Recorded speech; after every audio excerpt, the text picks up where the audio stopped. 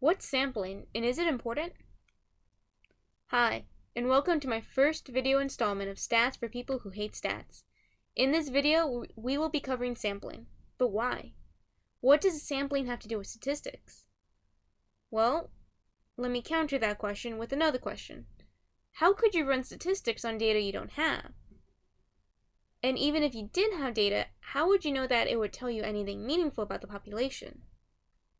These are a few of the questions that I hope to answer in this video. So, without further ado, let's get started. In sampling, there are two basic concepts: population and sample. The population is everyone in the group. Thus, the population is defined by who or what you're trying to study. For instance, if you wanted to run an experiment on the effects of extra recess on 6th graders at Lincoln Middle School, then the population is every 6th grader currently enrolled at Lincoln Middle School. However, let's say you wanted to do an experiment on the effects of more recess on 6th graders in America. Then the population is every current 6th grader in America. Now, depending on how large or spread the population is, it may be too challenging or impossible to run a study on everyone in the population. Thus, you would need to gather a small group of people from the population to run the experiment or study on. This small group or subset of the population is called a sample. So if you wanted to conduct an experiment on the effects of more recess on 6th graders at Lincoln Middle School, and there were 60 6th graders total, if you only took a few, such as 20 students, and conducted the experiment on them, then you would have been using them as a sample, because they are only a part of the population, not the total population. Now, samples can be poorly generated or well generated. There are two traits of a well generated or good sample. First, it is unbiased, which means that every person in the population has an equal chance of being selected. Second, it's representative, meaning that it closely mimics the diversity of the population. In other words, a good sample is like a mini model of the population. Having an unbiased selection means that you're more likely to generate a representative sample. Having a good sample is imperative because an unbiased representative sample is a mini version of the population. Thus, it should mimic the population so well that the way the sample reacts to the experiment or survey should be how the population would react as well.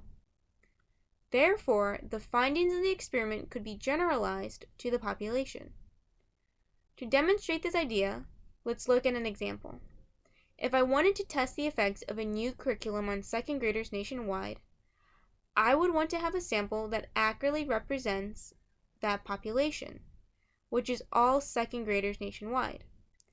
So if I simply picked very bright, well-behaved 2nd graders, then the sample is not representative of all 2nd graders. Some 2nd graders misbehave, and their academic talent varies. But if I randomly assign 2nd graders to the experimental condition, then I am more likely to get students who misbehave, and have varying academic talent, which is more closely in line with the population. Now this begs the question, how do I generate a good sample? The key to good sampling is called random sampling. Random sampling is when participants are chosen at random from the population. Random sampling is ideal because it naturally is unbiased. Thus, it naturally creates a representative sample. There are different types of random sampling. The most basic is called simple random sampling, in which individuals are randomly picked from the population and everyone in the population has an equal chance of getting selected. For example, if I wanted to do a study on the amount of sleep incoming freshmen get at a major public university that has an incoming class of 10,000 students, I would get a list of incoming freshmen, then number them 1 to 10,000. Next, I would get either my TI-84 calculator or open Excel and pick 30 numbers from the list. There is a link in the description of the tutorial for generating a simple random sample on the TI-84 and a different one in generating a simple random sample in Excel. This type of sampling is the ideal. However, it is not always feasible.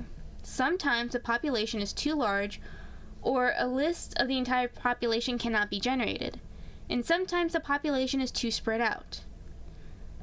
The next type of sampling is called sample of convenience, in which participants are picked based on ease of availability. For example, there may be a professor who wants to survey a freshman class on how much they drink. If he only had his freshman level classes fill out a survey and did not reach out to any other freshmen, then he would have used a sample of convenience, because he only used participants who were convenient for him to study. This type of sampling can be problematic, as it is biased and non-representative. A convenience sample can differ significantly from the population. Thus, if the sample does not replicate the population, then the findings cannot be generalized to the population. The next type of sampling is called stratified sampling method. For this, the researcher divides the population into subgroups called strata, then randomly chooses participants from each group. This is a great way to guarantee that the sample has the same proportions of subgroups as the population. For example, a professor wants to do a survey on what students think about the core curriculum. However, the school is composed of 30% freshmen, 30% sophomores, 25% juniors, and 15% seniors. In order to guarantee that the sample has the right proportion of each class, the professor can divide the student body into 4 different strata: freshman, sophomore, junior, senior. Then randomly select participants from each strata to make sure the sample has the same proportions. If he wanted a sample of 100, he would choose 30 freshmen, 30 sophomores, 25 juniors, and 15 seniors. The next type of sampling is called cluster sampling. In this sampling, the population is divided into naturally occurring groups called clusters. Then the clusters are picked randomly to participate. Ideally, next, everyone in the cluster participates.